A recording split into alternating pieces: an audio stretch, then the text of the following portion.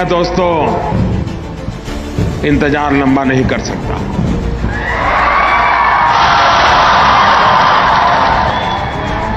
चुन चुन करके हिसाब लेना, ये मेरी फितरत है।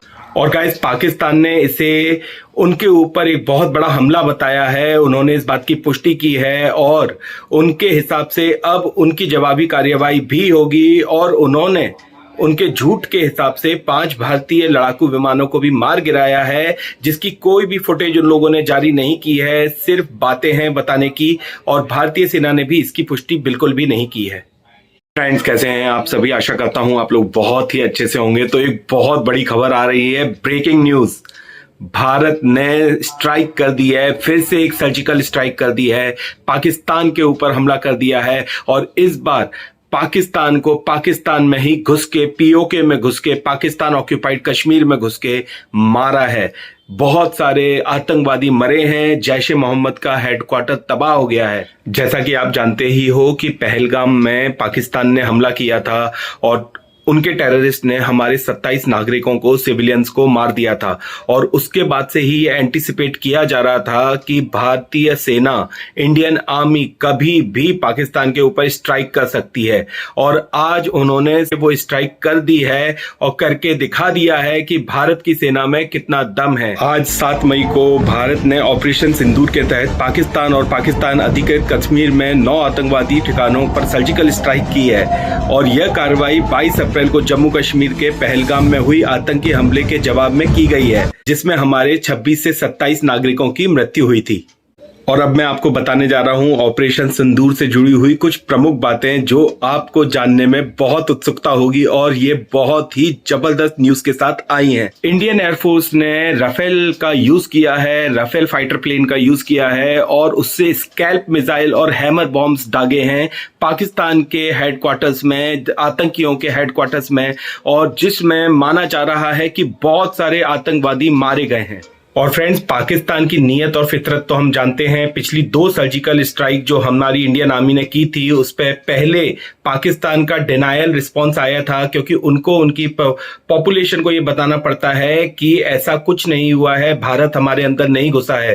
पर इस बार पाकिस्तान ने भी ये पुष्टि कर दी है, they have confirmed it that India has struck them again. और उनके हिसाब से 8 लोग मारे गए हैं, 35 घायल हुए हैं, जबकि भारतीय सेना, वायुसेना और नौसेना के हिसाब से 80 से 90 लोग इसमें मारे गए हैं।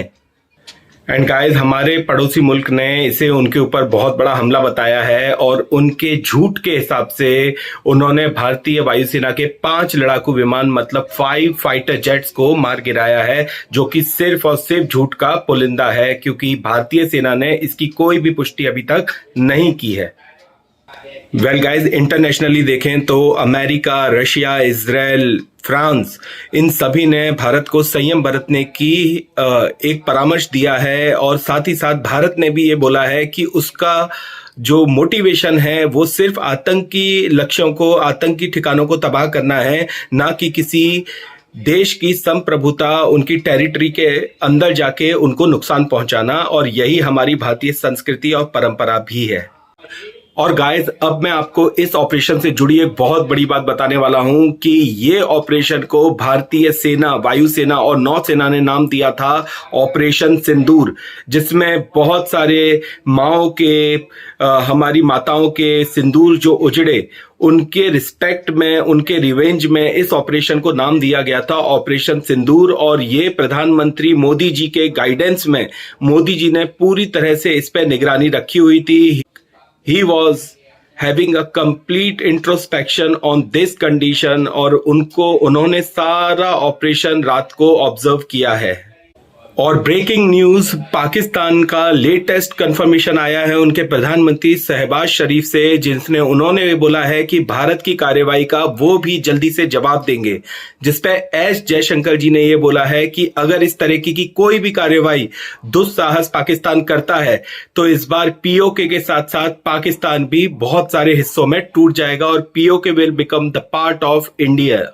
एंड गाइस, मैं तो पर्सनली बहुत ही खुश हूं जब भी पाकिस्तान के ऊपर इस तरीके की कोई भी स्ट्राइक होती है, उनके आतंकियों पे, आतंकवादी विचारधारा पे, तब दिल बहुत ही खुश होता है। भले ही वो फर्स्ट सर्जिकल स्ट्राइक हो, सेकंड एयर स्ट्राइक हो बालाकोट में जो की गई थी, या फिर अभी की गई एयर स्ट्राइक हो। सो गाइज, मैंने आपके साथ शेयर किए लेटेस्ट डेवलपमेंट जो अभी तक न्यूज में निकल के आए हैं, और साथ ही साथ हम लाते रहेंगे आगे भी फ्यूचर में आपको ऐसी ही लेटेस्ट न्यूज देते रहेंगे regarding the war between the two neighbouring countries, और क्या क्या इसमें एडवांसमेंट हो रहे हैं। तब तक के लिए आप अपना बहुत ख्याल रखिए। अगर चैनल को अभी तक लाइक नहीं किया है तो चैनल को लाइक कीजिए, सब्सक्राइब कीजिए, शेयर कीजिए, और साथ ही साथ कमेंट बॉक्स में जय हिंद वंदे मातरम लिखना बिल्कुल भी ना भूलें।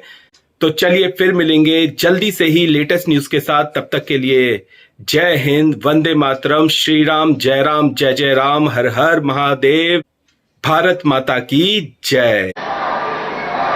कब तक निर्दोष लोगों को मारने देंगे?